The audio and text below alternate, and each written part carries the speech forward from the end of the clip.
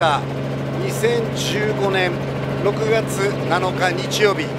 ただいまヘリコプターは佐賀空港をテイクオフいたしました。今日何のために今ヘリコプターに乗っているのかと申しますと、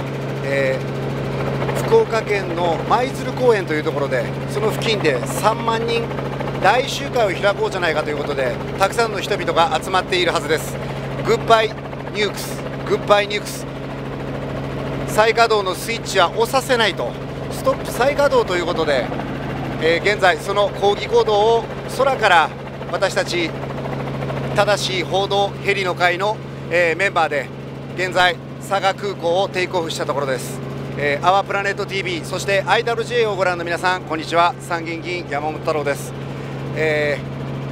以前にもありました官邸前で10万人近い人々が集まったことも、そして先日は横浜みなとみらいに3万人が、憲法を守れと安倍政権に対するノーを突きつける集会というものが開かれました。綺麗ですね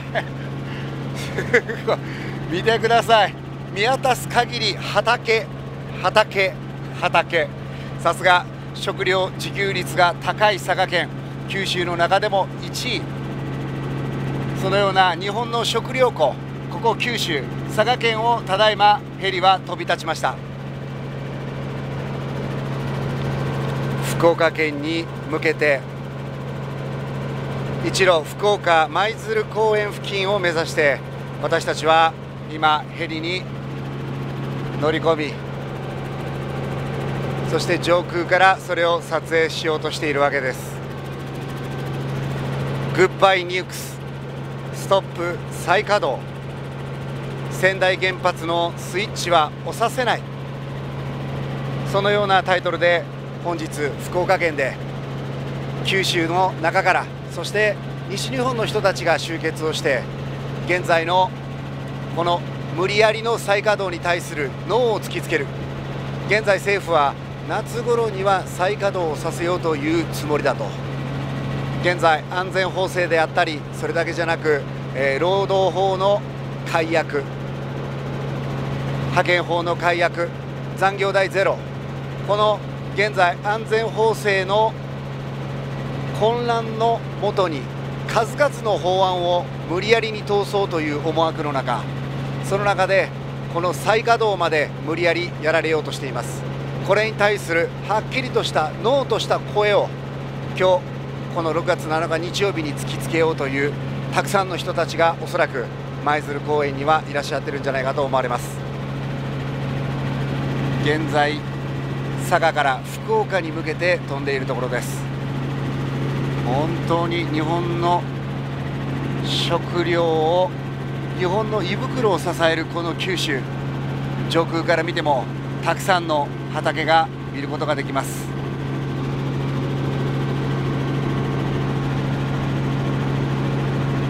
日本の食料基地である九州を、佐賀を、鹿児島を、福岡を、長崎を、大分を核の脅威にさらす気なのかと、もう一度福島のような、福島東電原発のような事故をもう一度この美しい九州でもう一度事故を起こす覚悟が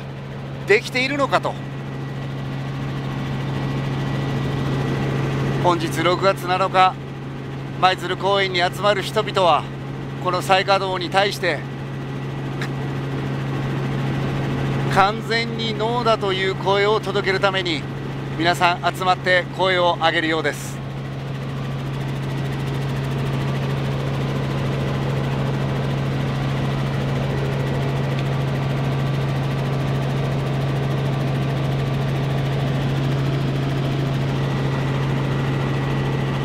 ただいま飛び立ちました佐賀空港から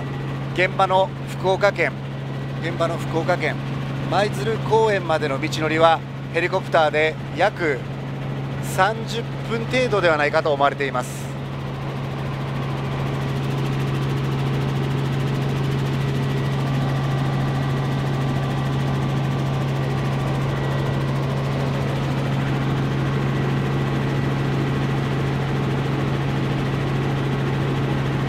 年夏にも再稼働かと言われている川内原発、鹿児島県の川内原発ですが、私たちが今上空を飛んでいるこの佐賀県にも原子力発電所は存在いたします。その玄海原発と言われるところも再稼働が目論まれています。1号機から4号機まで全て加圧水型 PWR 加圧水型の軽水炉が存在している。もちろんその中にはMOX燃料と言われる再利用を行われた、原発のゴミから再利用が行われた燃料として稼働されているMOX燃料を使った原子力も存在していると。この九州は、そして私たちが生きるこの国にはたくさんの原子力発電所が存在し、その中でもこの九州には2カ所、鹿児島の川内とここ佐賀県の玄海原発が存在している。そしてその中でもこの佐賀県の玄海原発には1号機、非常に脆弱な施設が存在しているということも忘れてはなりません。とにかく福島の東電原発の事故の究明もされないまま、そして収束の仕方もわからないまま、レベル7の事故が3回起こった福島の東電原発、現在も空に海に放射性物質は垂れ流されています。このような事故をもう一度ここ九州でそのような過酷事故を起こしていいのかと、それに対する安全対策は非常に薄っぺらいものです。そればかりでなく、もし事故が起こった場合、どのように避難をするのか、その避難計画もあまりにも薄っぺらなものです。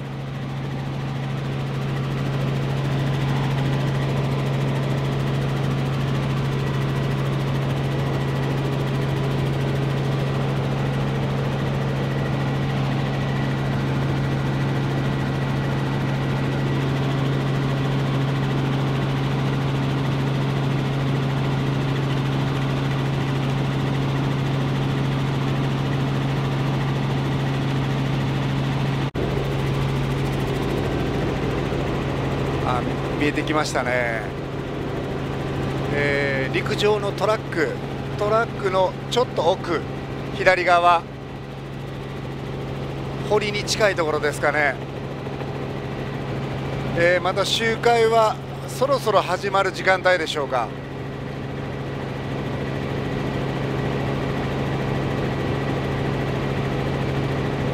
人の塊が見えます。結構集まってますね。おそらくこれは時間が経つごとに人の数はどんどん増えていくだろうと思われます。本日の福岡、空模様はあまりよろしくありません。少し空が重たい感じ、東京出るときには晴れていましたが、それが少し曇ってきている状況です。しかしこのような天気の中でやれるということは、本日参加した方々にとっては少し体的には楽かなと思います。あまりにもカンカン照りの中でやってしまえば体力が消耗されてしまいますから、まさにこのような集会を行うにはちょうどいい気候、そして天気ということになったと思います。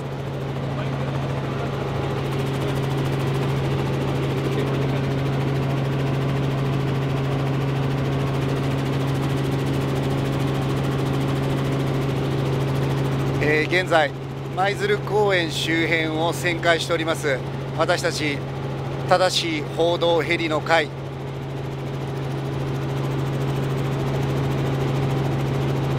正しい報道ヘリの会といたしましては、初めての九州での空からの取材となります。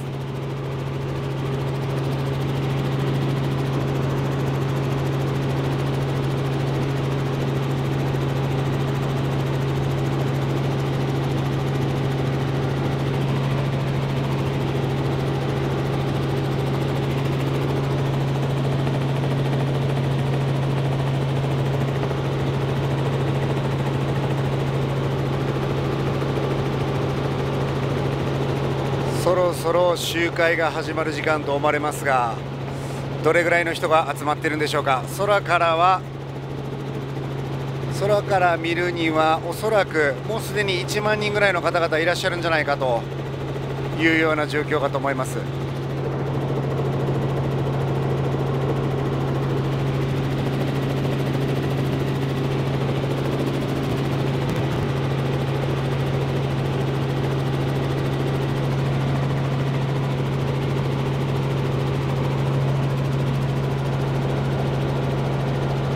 福岡で行われる本日の集会、この集会を取材するために私たち正しい報道ヘリの会は佐賀の空港からヘリコプターで駆けつけました。福岡での抗議行動の撮影に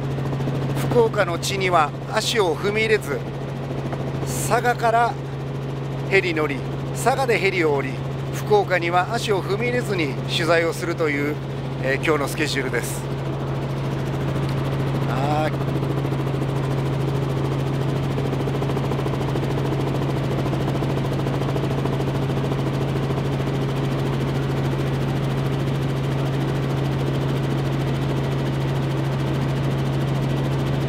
原発事故から4年、この抗議行動に参加するというのも、子供を連れて家族を連れてお弁当を持って抗議行動だけではなくピクニック的な要素も少し含まれているという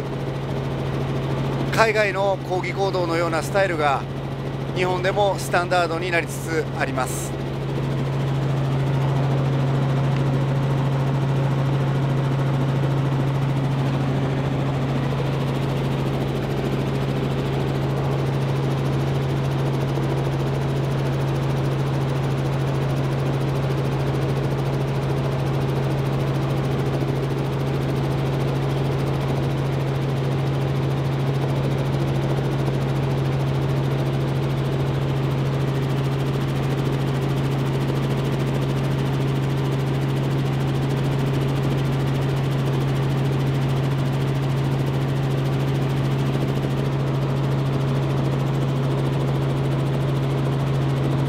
たくさんの人たちが参加をしております。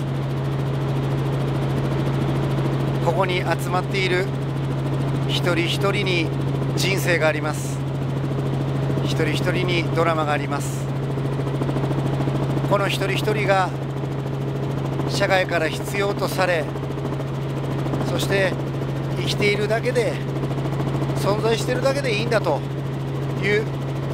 日本国憲法のもとに安心で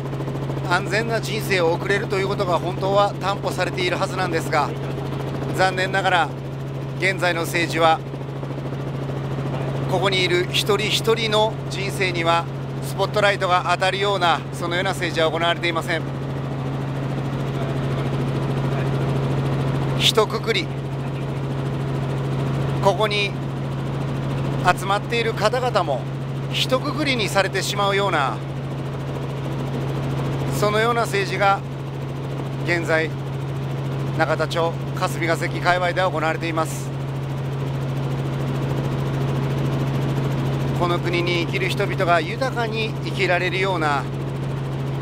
そのような政策は現在打ち出されておりません。行けるところまで行ってやろうじゃないか、今だけ、金だけ、自分だけ、皆さんから集めた税金は俺たちの既得権益に横流しさせていただく、そのような政治が現在のスタンダードになっています。この状況をなんとか変えなければいけない、打破しなければいけない。まずは少なくとも4年前に起こった事故、過酷事故、原発事故からこの国の政治は一体何を学び、そしてどのようにこの国の未来を導いていこうとしているのか、その行く先は私たちには光があるものとは思えません。とにかく7月の再稼働なんてありえない。再稼働そのもの自体がありえない。原発事故が起こり、そして一部再稼働はされましたが、その後原発が止まってから600日以上が経ちました。600日以上経った現在も我が国の原子力発電所は、原発は一機も稼働することなく、この国の安定した電力供給を行われているわけです。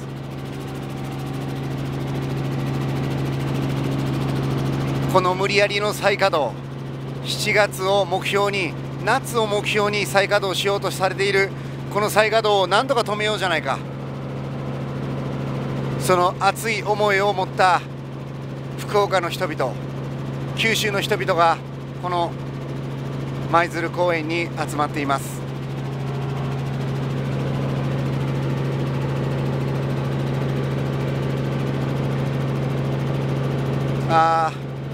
豚骨ラーメン食べたい、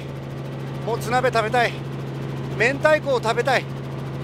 口に広がったそれぞれの味を焼酎で流し込みたい、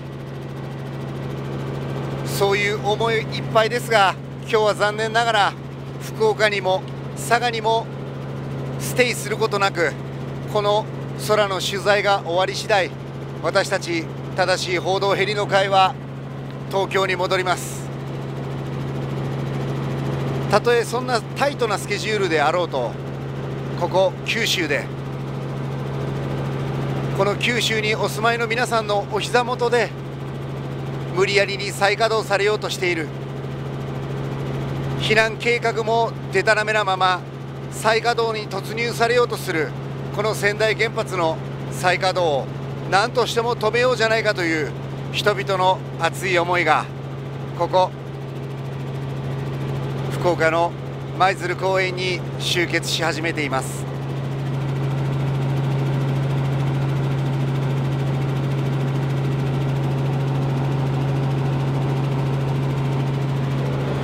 おそらくこの集会に参加されている方々の中には、東日本から避難をされている方々もいらっしゃるでしょう。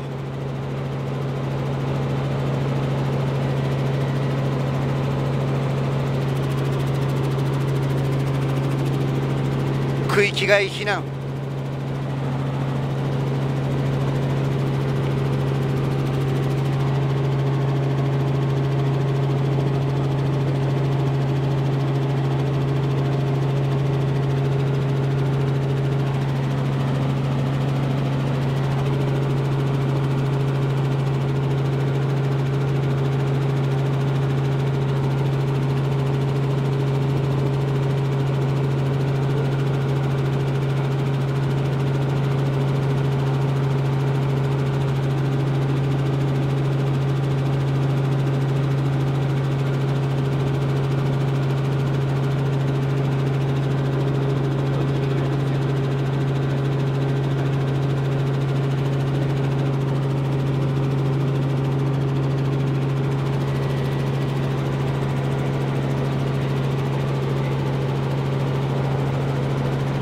こうやって上空から福岡市内を見ていますと、原発事故なんてなかったかのような、そして現在国会で審議とのいう名のもとに、その実大した審議も行われず、結局は数の力で押し切られる数々の不条理、そのようなことはほとんど行われている現実、そのようなものはこの上空からはほとんど伺い知れません。普段通りの日曜日、そのようなのどかなお堀でボートを浮かべ、休日を楽しんでいるような、そのような風景も見て取れます。しかしこの舞鶴公園の一角では、確実に現在の政治に対する、そしてこの無理やりに再稼働されてしまいそうになっている現実を声を上げて反対を示していこうじゃないかという人々の塊が確かにあります。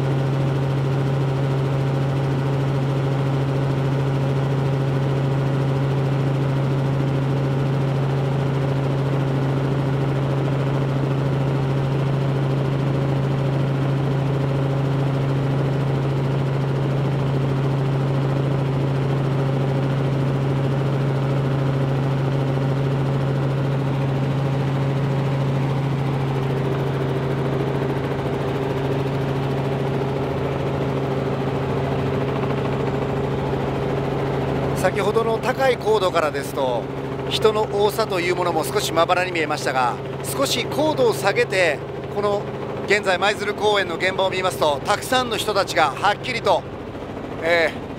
集合していることが分かっていただけると思います。おそらくこの中には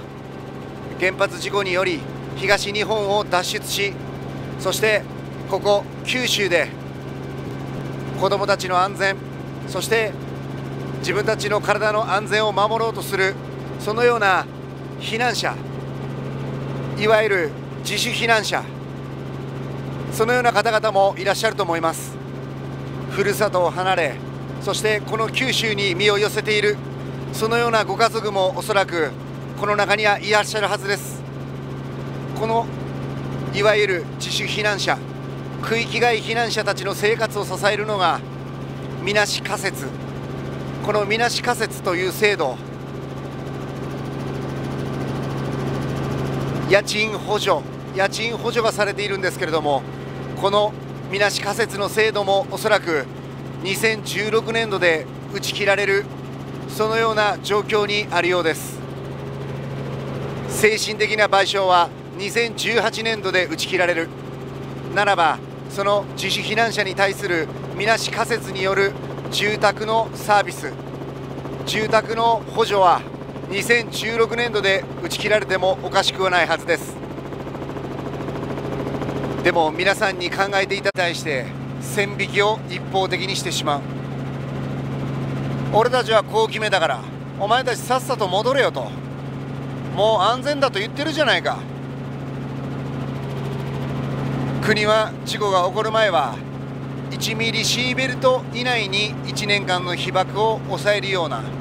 そのような世界的なコンセンサスにのっとってこの国の被爆防護を考えてきました。にもかかわらず事故が起こり、人々にその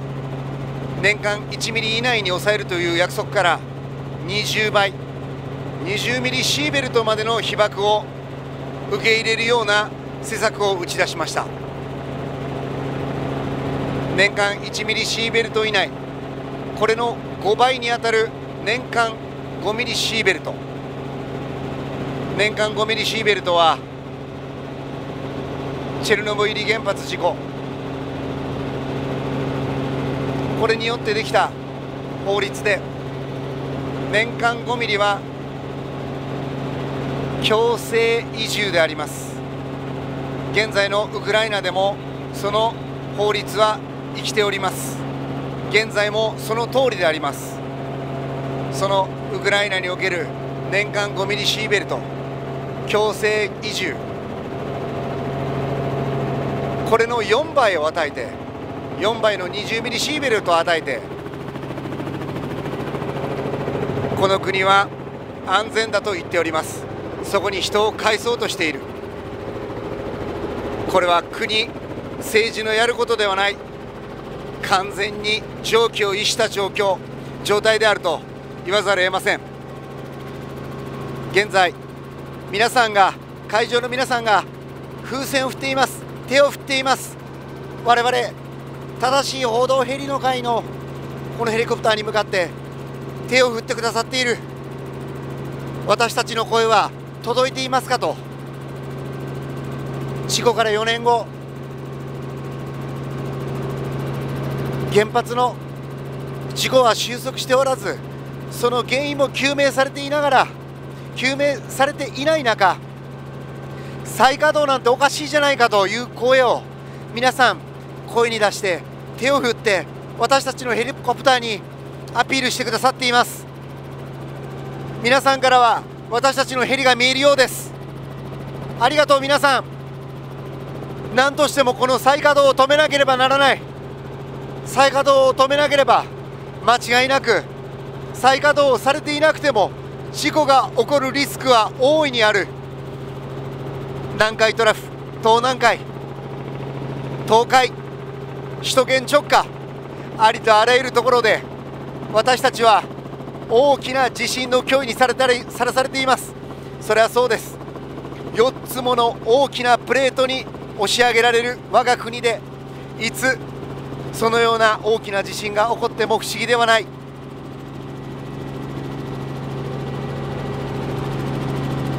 このままじゃ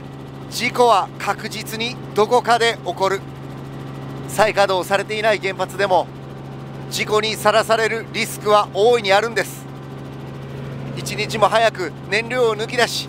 全ての原発から燃料を抜き出し、そしてそれを冷やし続ける、安心な場所で冷やし続けるということが必要なんです。ここ九州の川内原発で事故が起こったとしても、そして佐賀県で再稼働されていないこの玄海で万が一のことが起こった時も、それだけじゃない、四国の伊方でもしものことがあった場合、それだけじゃない、福井県の日本海側で事故が起こった場合でも、そして浜岡でもしものことがあった場合、どこかもう一つの原発で事故が起こった場合、この国の機能、国家としての機能は継続できるんでしょうか。大丈夫だ、問題がないという、そのような政治、そして経済界、そしてマスコミ、一体この国の未来を一体どの方向に導きたいということなんでしょうか。端的に言うと、この国の未来は描かれていない。持続可能な未来は描かれていない。それが本当のところです。今だけ、金だけ、自分だけ、大手メディアと政治と、そして企業が一体となって、この原発問題一点とってもその現実を見ようとしない姿勢、私たちが支払う税金は、そして私たちが支払う電気料金は、この原子力に関わる数々の既得権益企業にばらまかれます。電力会社だけではない、三菱も東芝も日立も、そしてそこに資金を提供する三菱 UFJ、 みずほ銀行をはじめとするメガバンク、そして地方銀行、それだけじゃない、そこに関わる大手建設会社、大林、鹿島だけではなく、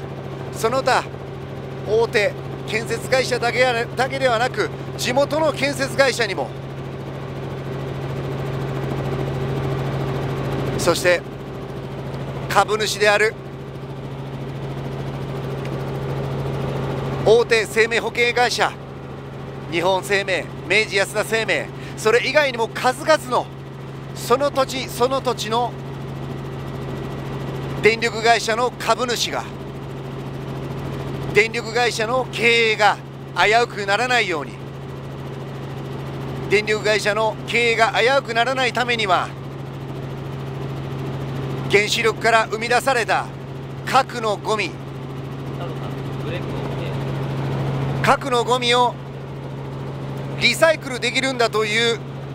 理論のもと、論理のもと、この破綻を、核燃料サイクルという破綻を隠しながら、嘘をつきながら、汚染を拡大させながら、私たち国民とこの国に生きる人々を騙しながら続けられる既得権益を生きながら支える、生きながら得させるために、この原子力は続けていかなければならないそうです。これを続けなければ海外にも原子力発電は売れない。その海外が作り出した核の廃棄物はおそらく我が国で引き取ることになり、それも処理することになる。この核の連鎖から私たちは逃れることができないんでしょうか。いや、そうじゃない。そこから抜け出すことが、福島東電原発事故を経験した私たちの使命ではないか。そう、ここ福岡の舞鶴公園に集まった方々は声を大きく、そして行動として、直接行動として訴えているわけです。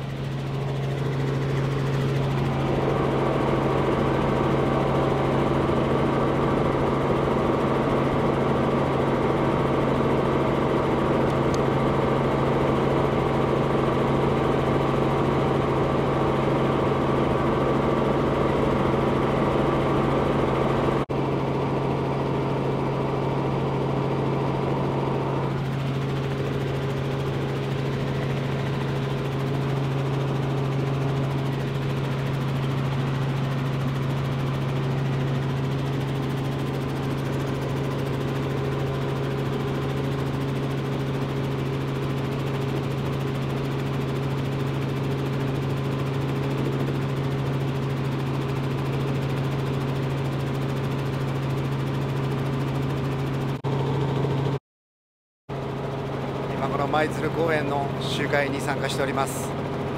再稼働のスイッチは押させない、当然です。大噴火ぐらいだったら大丈夫だと、問題ないと、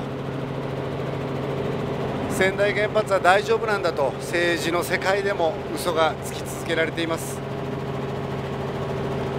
じゃあ万が一の時には一体どのように逃げればいいのか。その避難計画にはスピーディーは一切使われておりません。スピーディーは116億円116億円以上の税金を投入され、そして放射性物質の拡散を予測するというものですが、実際2011年の原発事故の時には私たちには情報は提供されませんでした。それが表だったのは5月に入ってから国会の追及で福島みずほさんがその情報を出させたわけです。国民の税金で、この国に生きる人々の税金で作られたスピーディー、有事に使われず、その情報は一部の者たちの間でしか共有されなかったということです。そしてこの4年後再稼働をさせようという時に、避難計画を作るという時にスピーディーを使わなければならないんじゃないかという話をした時、原子力規制庁から出てきた答えは使わないという答えでした。スピーディーは使わない。じゃあいつ使うんだという問いに対して原子力規制庁は、事故が起こった後実測値を測り、そしてその数値をスピーディーに入れて使うということです。原子力規制庁が言っていることは、すなわち一度被爆していただくと、皆さんに被爆をしていただいた後、そして実測値、数値が集められた後でスピーディーの情報を出しますと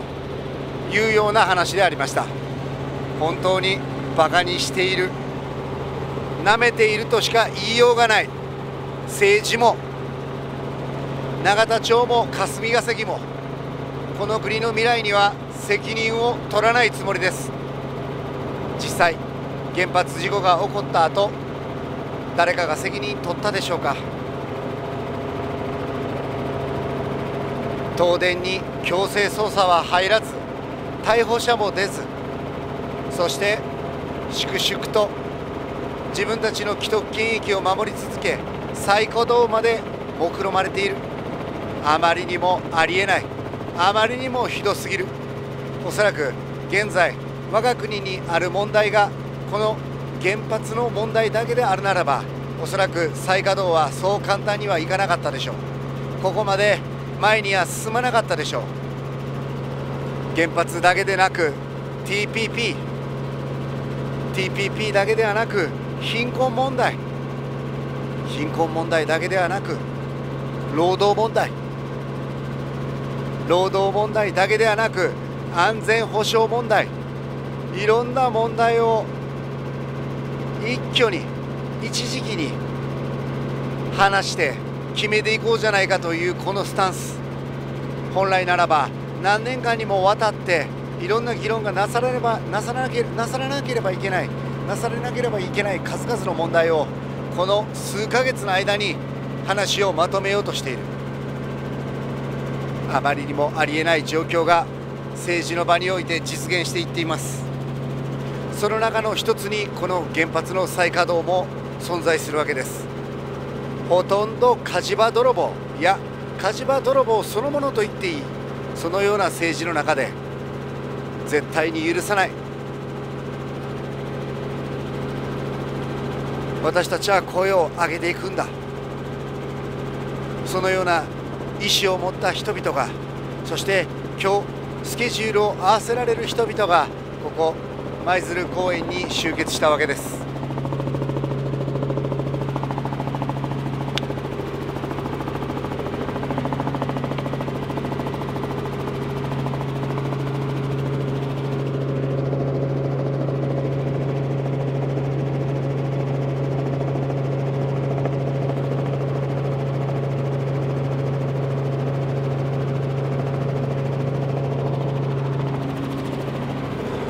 川内原発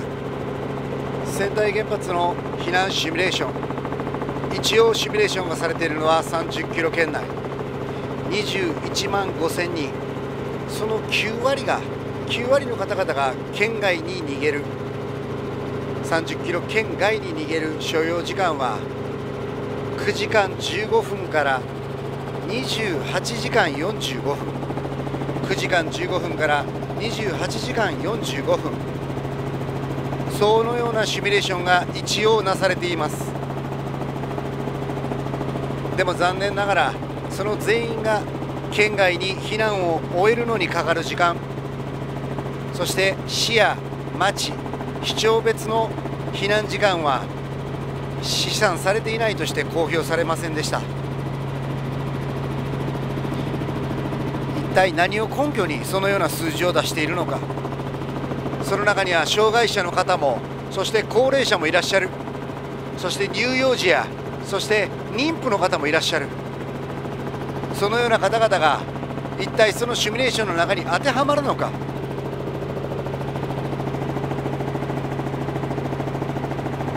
最も時間がかかるケースとしては、車1台に2人が乗り合わせ、南九州道が通行止めの場合で28時間45分、最短は4人が乗り合わせた車で主な仲裁与党地点で交通整理ができた場合で9時間15分。結局その時になってみなきゃわからないという話です。本当にずさん、本当にいい加減、そのような避難計画をもとに、避難計画という名前を付けていてよく恥ずかしくないと、よく恥ずかしくないなと。実際その場面になってみなきゃわからない。だとするならば、放射性物質がどのような方向に拡散されていくのか、風向き、その日の天気、風速、雨量、いろんなものを計算して、そして地形をもとに算出されていくスピーディーによっての拡散情報が本当は一番必要なはずなんです。24時間365日、今までの気象の過去のデータをもとに試算してみればいいはず。スピーディー、100キロ圏内はスピーディー、そして100キロを超える範囲はダブルスピーディーで試算をする必要があるはずなんです。人々の命を守るというのであれば、再稼働大前提、再稼働が大前提のもとに行われるこの原子力政策の下でスピーディーを避難計画の中に入れてしまうことは、再稼働が行われなくなる、再稼働は難しくなる、当然なんです。安全でないものを安全でない場所に、そして安全だという嘘をもとに行われてきた原子力政策、そこにスピーディーなるものを避難計画の中に入れ込んでしまえば、その矛盾点が大きく洗い出されることになります。だから使わないんだ。だから事故が起こっても皆さんに一度被爆をしていただき、その間に数値を集め、実測値を集め、その後避難の指針を、避難を皆さんに促していくというとんでもない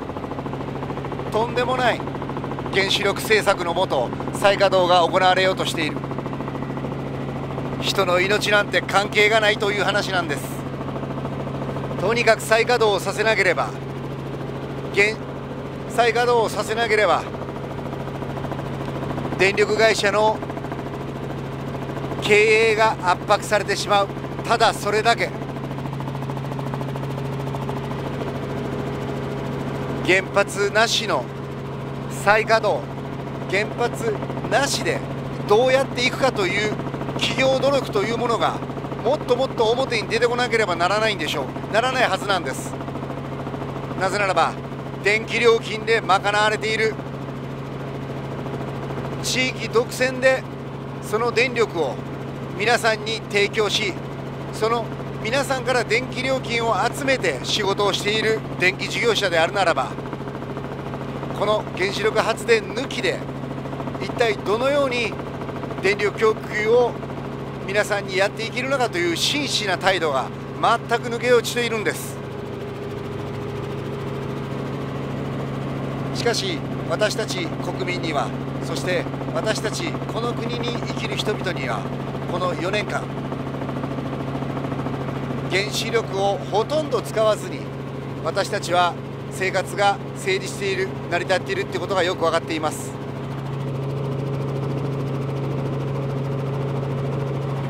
もうすでに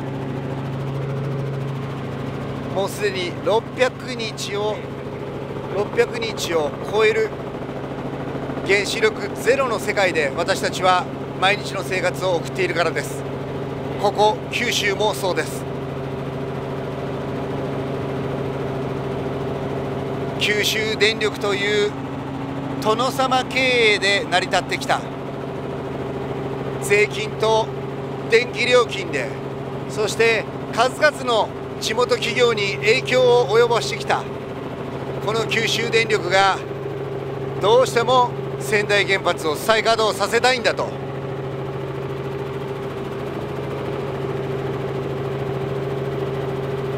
夏をめどに政治とメディアと経済界と一体になってこの再稼働を皮切りに全国の再稼働につなげていきたいという考えです。命なんて二の次、まずは金、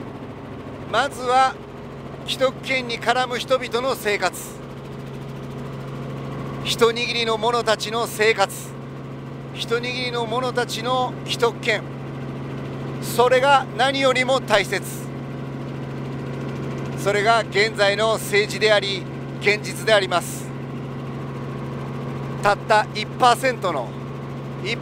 にも満たない人々のそのような既得権益を守るために、どうして私たちの税金が、私たちの電気料金が自由に使われなければならないんでしょうか。これは原発の問題だけじゃない、エネルギーの問題だけじゃない。日頃皆さんが汗水を垂らして働き、そして納めていただいた税金は本当に皆さんのために使われているでしょうか。現在皆さんが支払われた税金、一体何のために使われているのか。法人税は減税、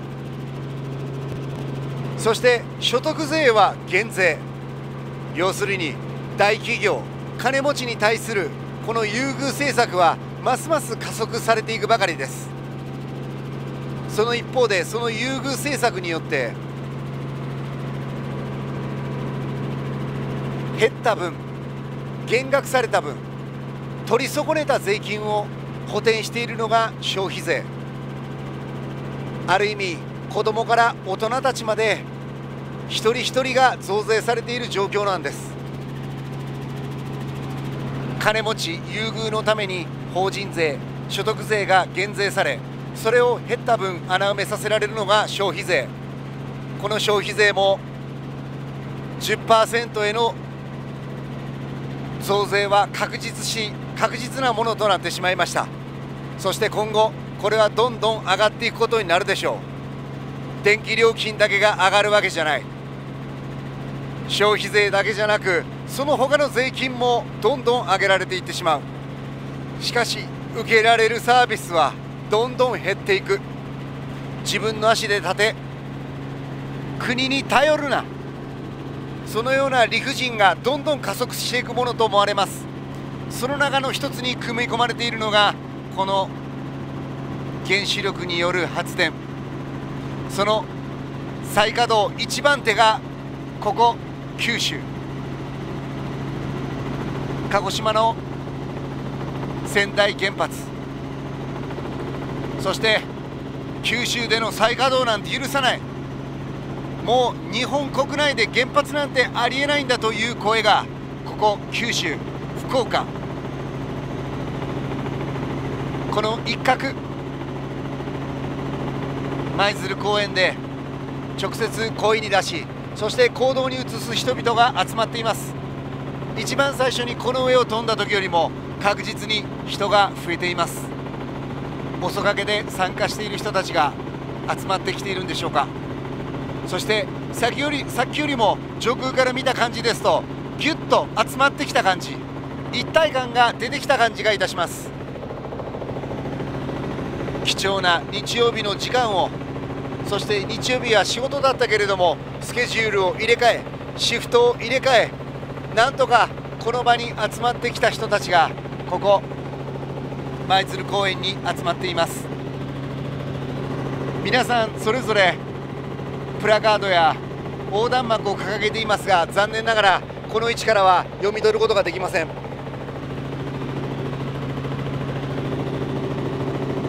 これからますます税金が上げられていくという話をしました。その中で一番その税金が上げられる可能性が高いものがいくつかあります。例えばこの原発、もし次の事故が起こった場合、現在の福島東電原発の収束にかかる費用、これは天文学的な数字です。それだけじゃなく復興にかかる費用も、これもいつまで続くのか、国はもう打ち切ろうとしています。市や県やそれぞれの地域を個別に見て復興を手伝っていくようなやり方は一切いたしません。それをすべて全体として捉えて一気にその援助を切ろうとしている、コストだからです。原発による被災した方々、原発被災者、それだけじゃなく津波、地震の被災者、もうそろそろ自分の足で立てと、国は面倒を見ない、そのようなことがはっきりとしたような状況だと思われます。特に原発被災者はもう大丈夫なんだと、20ミリの土地に人々を返し、そしてもう大丈夫だという安全を広げる、それによって再稼働や海外への原発輸出というものはより受け入れられやすくなるわけです。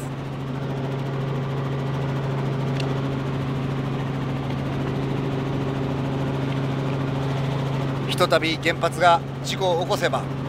仙台で事故を起こせば、そして再稼働はなかったとしても、この玄海原発で事故が起これば、それ以外の数々、この国の海岸線を取り囲むように建設されているその原子力発電所が再稼働はしなくても、動いていなくても、その中に燃料があるだけで、そしてそこに電力が供給されない、外部からの電力の供給が断たれてしまうというような状況になってしまえば、ブラックアウトという状況になってしまえば、それは第2の福島東電原発事故が起こることと同じなんです。原発は再稼働していようが再稼働していまいが、そのリスクはもちろん再稼働していた方が被害は大きいかもしれませんが、もちろん止まっている原発もリスクは確実に大きいんです。外部からの電力が供給されなくなった場合、同じような状況に陥ります。このようなリスクを抱えたまま、私たちは国の未来を描けるのでしょうか。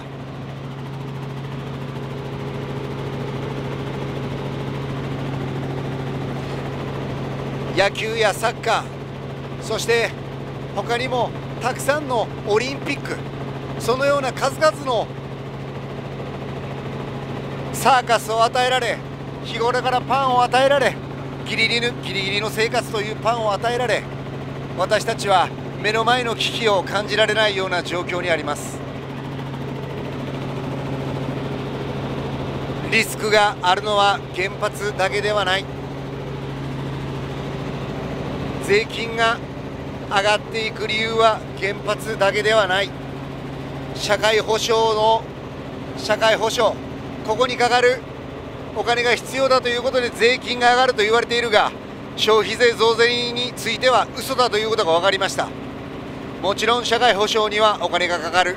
この高齢化社会の中でも、高齢化社会の中でそれに太刀打ちしていくためには少子化対策が必要。でも少子化対策に一切ほとんど具体的な施策は行われていない。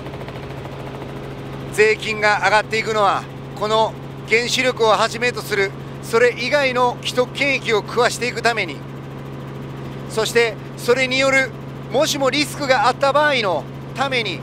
私たちはこれからどんどん税金を上げられていってしまう、こんな理不尽の中で私たちは生活をしているわけです。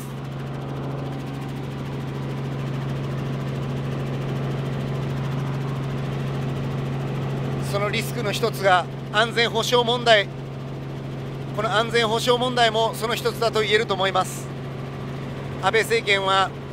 武器の輸出を緩和しました。この武器の輸出の緩和は経団連がキーを握っていました。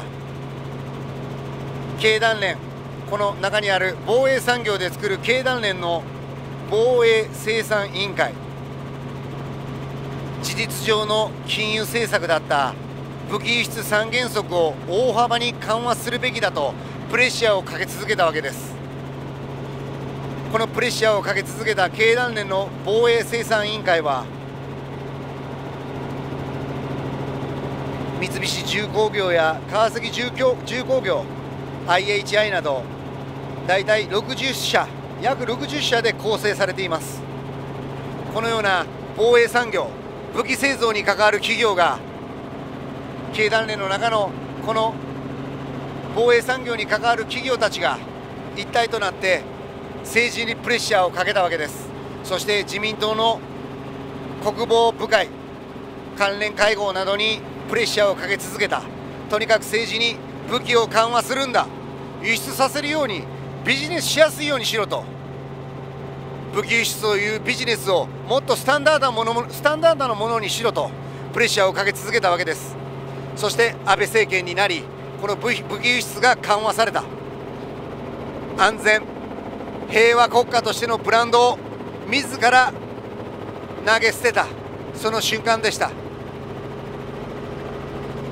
原発だけじゃなく、そしてこの防衛産業にもより金がばらまきやすいようにするために、中国だ韓国だと不安を煽り続ける。そして防衛費用をつけていこうというような話になっていくわけです。皆さんにもぜひ覚えて周りの方々にお話ししていただきたい。不安を煽ることによってアジアの緊張が高まっているという話をもっと大きくしていくことによって、一体どのような状況になっていくかを、武器輸出だけでなく国内の防衛をもっと固めていこうということで、どんどん武器が買われていく、そのような状況にされていけば、皆さんの税金の中身は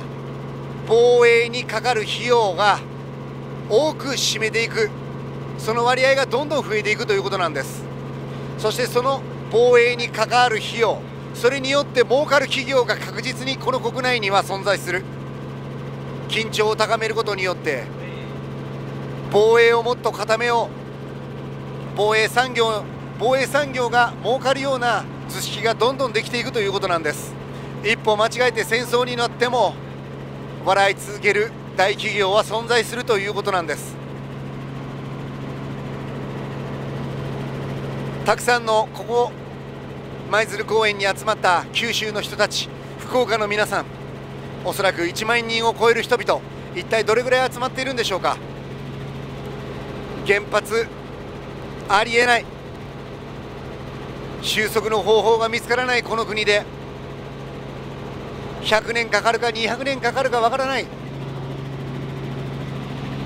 そのような状況の中で現在原発を再稼働させるなんてありえない。もうエネルギーの転換期に入ったんだ。クジラの油が石炭に変わり、石炭が石油に変わり、そして石油が天然ガスに変わっていくんだ。石油から原子力に変わり、そして原子力から今主力になっているのは間違いなく天然ガスなんだと、火力が中心なんだと、それでもう600日以上やってきてるんだと、やれているじゃないかと。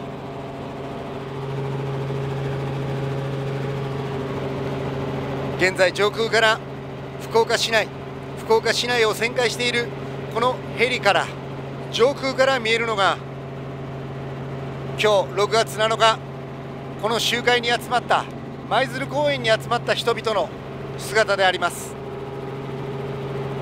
今原発もういらんばい、他の電気でよかろうもん、このままなくしてよかろうもん、原発止まって4年経った、このままなくしてよかろうもんと皆さんコールを上げていることでしょう。火山や地震はどうすると、避難計画どうすると、ごくごく当たり前の話なんです。わがままを言ってるわけじゃない。この国の未来を見据えた時、そして現実を見た時、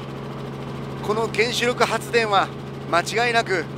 私たちの未来を閉ざすものである。何よりも原発が再稼働をするために安全対策費としてつぎ込まれるお金、そしてそれを継続するお金によって私たちは、そして九州の人々は電気料金を今まで以上に支払わなければいけない状況にあります。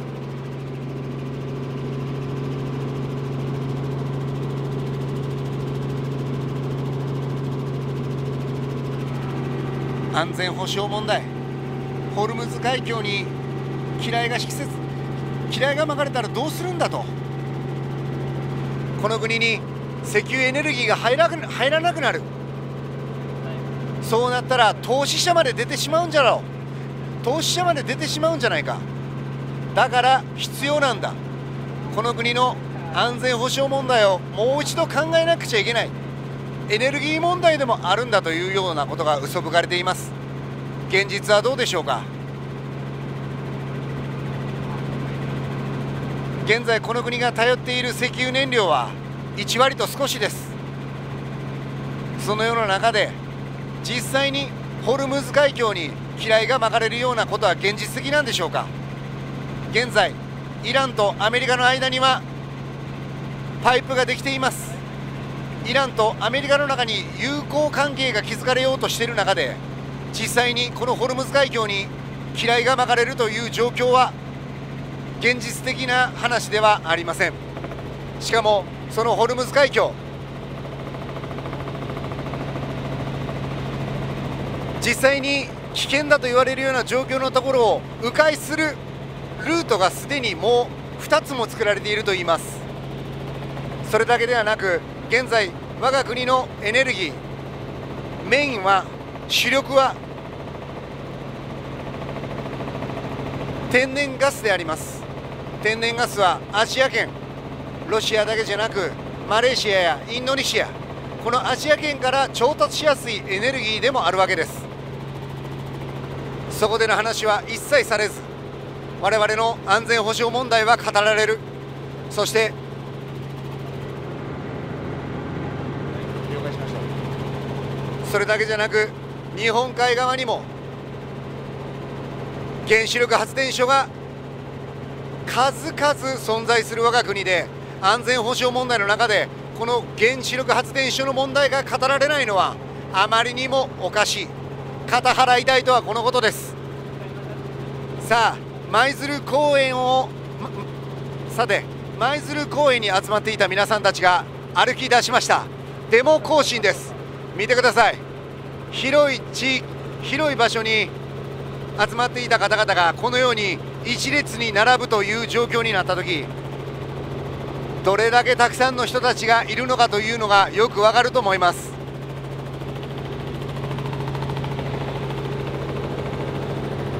キャプテンすいません、陸上トラックのところから人々の上を飛ぶ人々が並んでいる上空を飛ぶというのは可能ですか。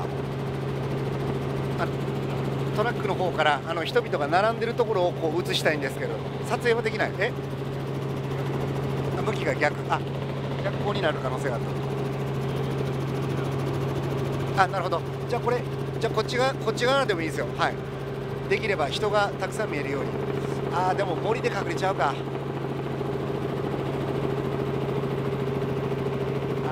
厳しいな。現在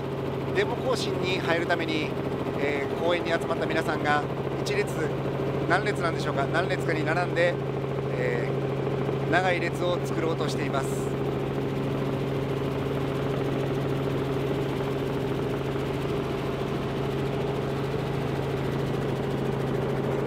ぐるっと回れますが、すみません、並んでる人々を映したいです。ありがとうございます。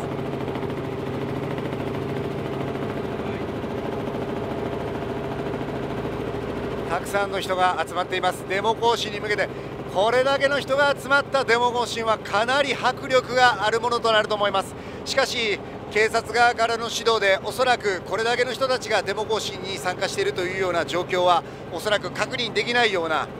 小さく小さく細切れにされて、そのようなデモ行進が警察によって行われると思います。警察によっての制限が加えられる可能性が高いです。たくさんの人々、本当に自分の時間を削って少しでもゆっくりしたい時間を、そして少しでも家族と過ごしたい時間を、この現在の政治の不条理、安全性が担保されていない、しかも避難計画などデタラメという中の再稼働に対しはっきりとノーを突きつけるという抗議行動がここ舞鶴公園で行われ、これから皆さんが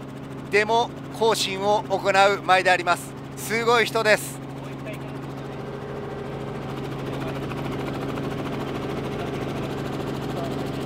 もう一周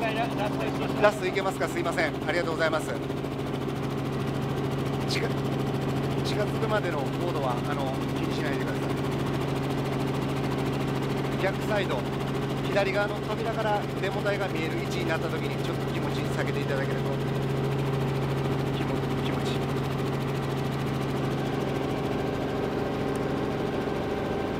さあどうでしょう、皆さん並びきれないぐらい1列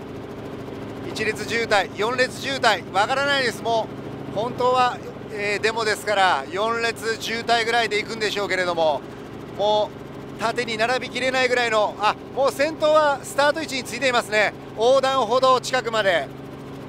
大きな通りの幹線道路につながる通りの前、広場に通じる一番先頭、この道路、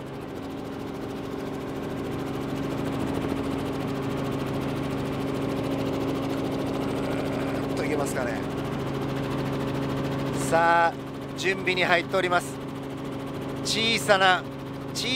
たくさんの警官隊、おそらく機動隊などが出動していることと思います。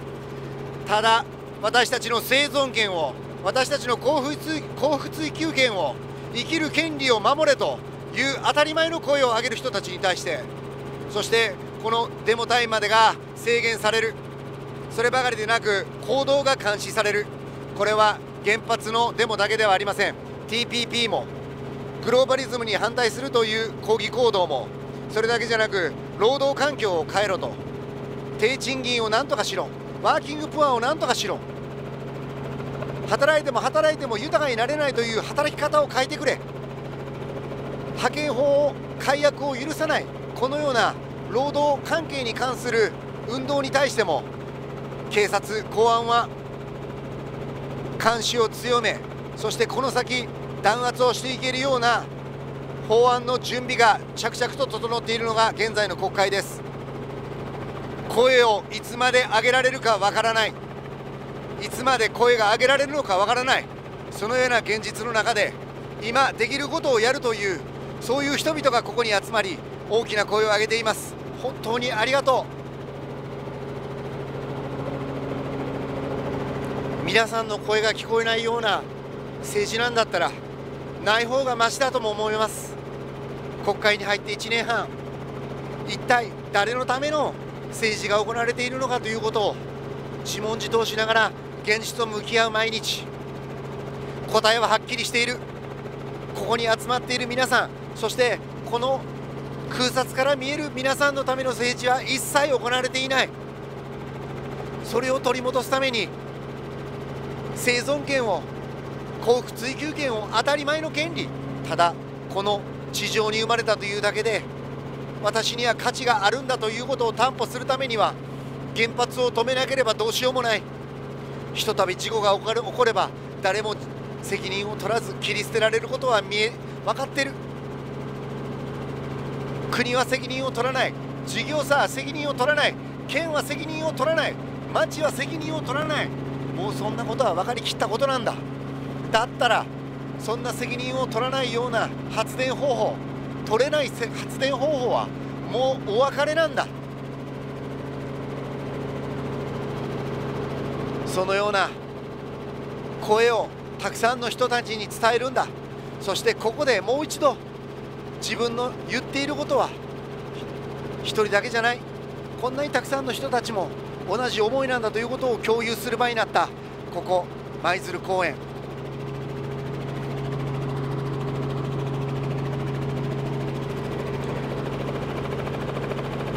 誰のために生きているのか。会社のために生きているんじゃない。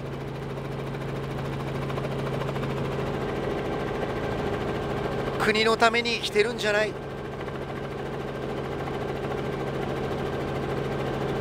自分自身のために生きてるんだ。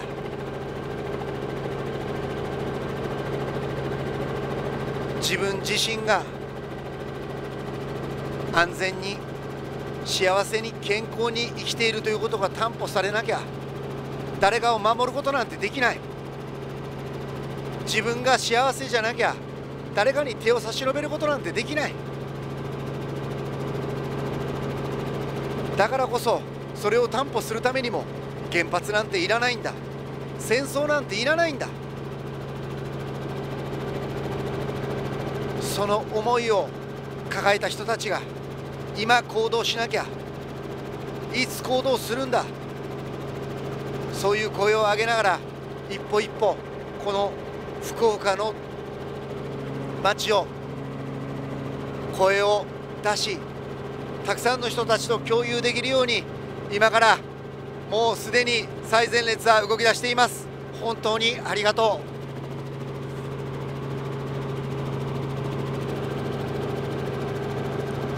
不甲斐ない政治家で申し訳ない。700人いる不甲斐ない政治家の一人として皆さんにお詫び申し上げます。もう国会の中には事実上ブレーキとなり得るものが存在しない。だから政治の中でやれることと、そして外で声を上げる皆さんと大きくつながっていかなきゃいけない。本当のことを言えば今日集まったこの集まり、この舞鶴公園で行動を起こしてくれた皆さんにはもう頭が上がらない、足を向けて寝れないけれども、この10倍この舞鶴公園に集まらなきゃ本当は原発は止まらないかもしれない。この100倍この1000倍国会の前に集まらなきゃこの状況は止められないのかもしれない。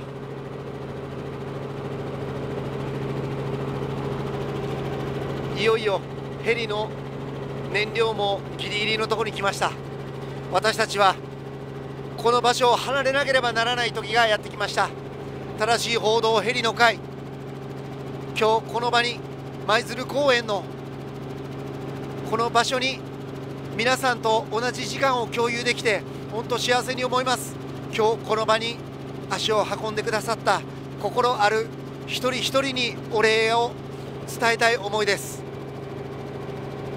不甲斐ない政治を行っている700人の国会議員の一人として体を張ってでも、たとえそれが強行採決になって何の力にならないとしても、私はたった一人でも体を張ってやっていきたいと思う。そしてそれを共有できる心ある国会議員と一緒に中の状況を皆さんに逐一報告していきたいと思います。本当に今日この場に集まってくださった心ある皆さんに正しい報道ヘリの会からもそして皆さんの税金で食べさせていただいている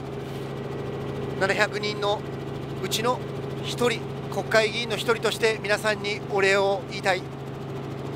本当にありがとうございます。デモ隊がこれだけ長くいるんですから、まだまだ出発はできません。おそらく最後の艇団が動き出す頃には1時間後ぐらいの時間なんじゃないでしょうか。1時間後に最後の艇団が動き出すぐらい、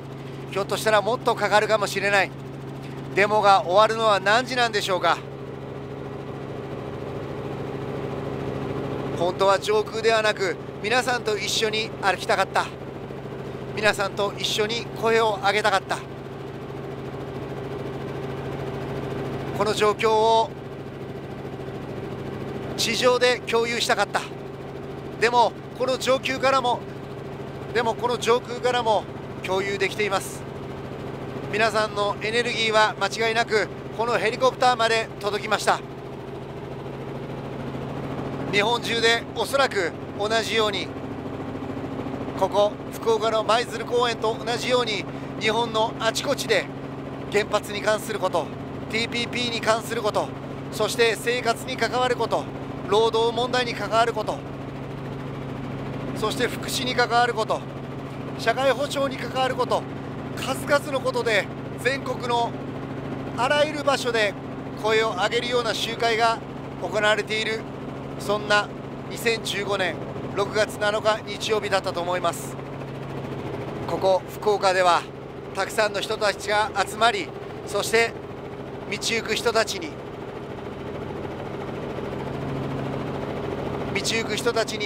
思いを共有していただくような声を上げ、そして何より一人じゃないということをたくさんの人たちと共有できた。そして明日からまた一人でも頑張っていくと共有できた、そんな素敵な集まりだったかのように思います。本当にありがとうございます。今回も正しい報道ヘリの会は皆さんからのご寄付でヘリコプターを飛ばすことができました。今までも2011年に行われた10万人何万人という集会を上空から撮影しました。取材しました。その後も2012年も上空から撮影をいたしました。大手メディアがこのような大きな市民の動きをメディアを通してテレビや新聞から大きく伝えないという態度を見かねて、広瀬隆さんが音頭を取り、そして全国の皆さんにそれを伝え、皆さんのご寄付からこのヘリを出す、そして上空から取材をする正しい報道ヘリの会が実現してきました。そして今回もこの福岡で行われる6月7日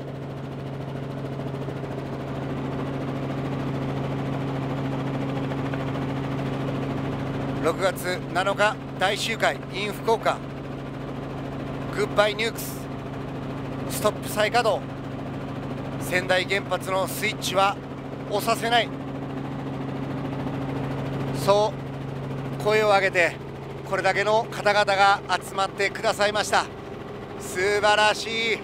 見てください、これ一方向だけじゃ人が出れないので、会場の反対側からもデモ行進が始まっています。すごい人々です。これが今の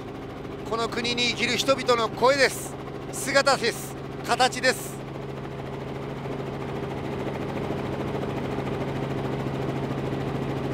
政治に振り回される、政治に一方的な政治の中で何としてもそうはさせないという人々の形、具現化したものが今日この福岡の舞鶴公園で形となりました。もうすでに歩き始めています。この少し天気も回復してきて温度も上がってきた中、一歩一歩多くの人たちに問題意識が共有できるように声を上げて皆さんが歩き出しました。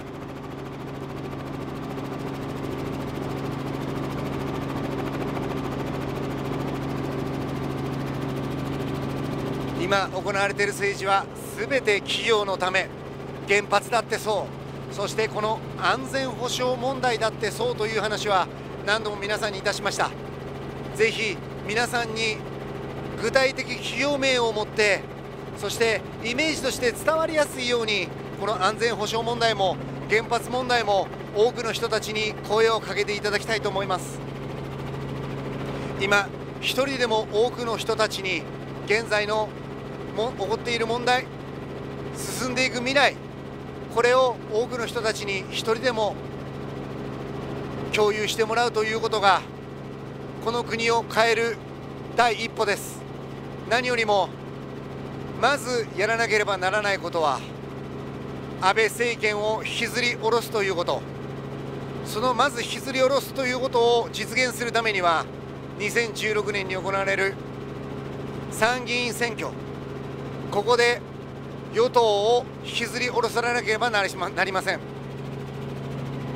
自民・公明の連立政権を引きずり下ろすためには、一人でも多くの人々と同じ問題意識を共有して、そしてその受け皿となる政党を作り上げていく、もしくはその政党を紹介していくということが大切なんだと思います。参議院2016年に行われる夏の選挙では、1人区1人だけしか勝てない選挙区が31選挙区もあります。その31の選挙区、現在自民・公明連立政権、自民党が握っているのが29もの選挙区があります。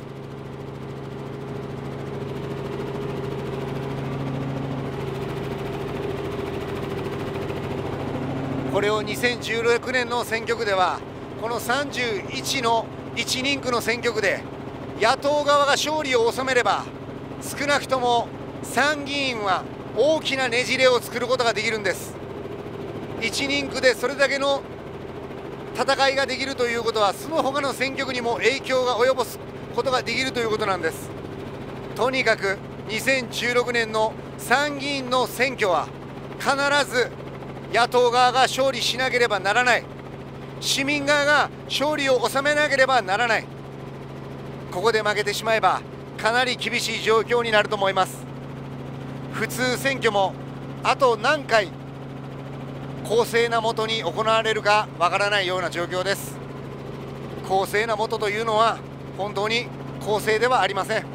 大多数派によって大政党有利、そのような選挙制度が行われている段階で公正とは言い難いのですが、少なくとも相手の土俵に登って戦わなければならないので、一応最悪最低のこの選挙制度の中でも、この最悪最低の選挙制度がもっと改悪される恐れがあるわけです。普通の選挙制度が今の選挙制度のままであと何回選挙が行われるか、そこまで来ていると思います。だからこそ2016年の参議院選挙は野党側が絶対的に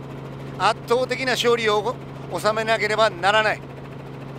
今までこの2年間でやられたことを丁寧にひっくり返すということを手に入れなければならない。そのためには大きなねじれを来年の選挙で勝ち取りましょう。あなたが支持をしている政党であっても信じないでください。あなたが信用している政党、あなたが信用している政治家であっても決して信用しないでください。盲信することはあなたの首を絞めることになります。政治ははっきり言います。茶番です。コントロールしなければならないんです。あなたがコントロールをしてください。そしてあなたが隣の人と手をつないで勢力になってください。自分には何も力がないとは思わないでいただきたい。あなたはあなた一人で力を持っている。あなたが仲間と手をつなげば2人という勢力になる。そのような勢力を2人、6人、8人と広げていっていただきたい。見ていただいたと思います。今日のここ福岡県舞鶴で集まった舞鶴公園に集まったこの人々、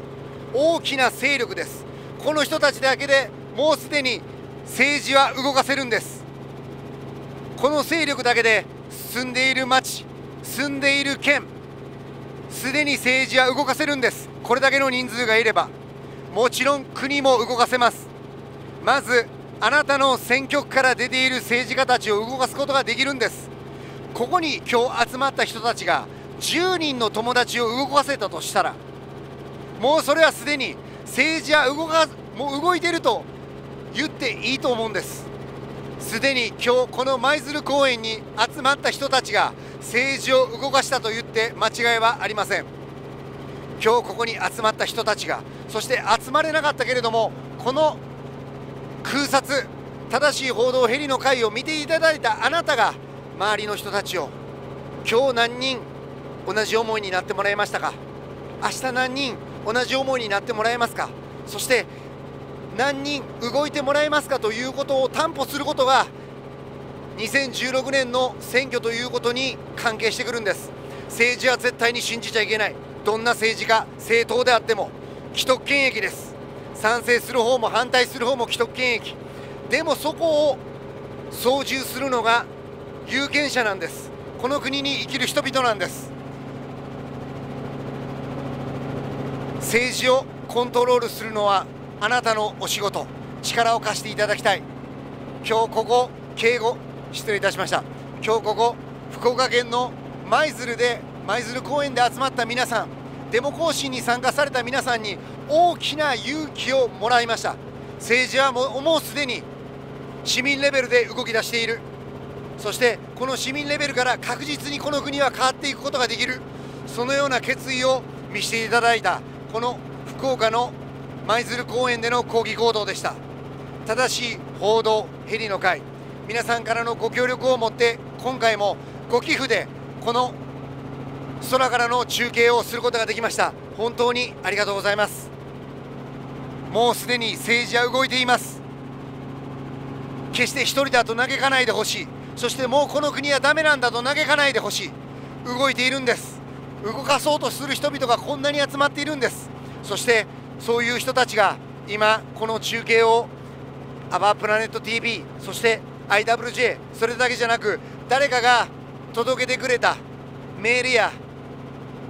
そしてツイッターのリツイートや、そしてフェイスブックなどで回ってきた、そういうところから見てくれた、この現場を見てくれたあなたがもうすでに動かしているんです。政治を諦めたくない、諦められない、諦められるわけがない。だったらもうとっくに逃げてる。逃げるわけにはいかない。この国が好きだから、そしてこの国に生きるしかないから、だからやるしかないんですよね。力合わせていきませんか。国会の中でやれることをやっていきます。国会の外でもうすでに動きは始まっている。力を貸してください。皆さんでつながっていきましょう。来年の選挙必ずけじめを取ってやりましょう。2015年6月の決意がここ福岡舞鶴公園でもはっきりとこの上空から見ることができました。ありがとう福岡の皆さん、ありがとう九州の皆さん。燃料がそろそろなくなったので正しい報道ヘリの会はここで失礼をいたします。ありがとうございました。ありがとうございました。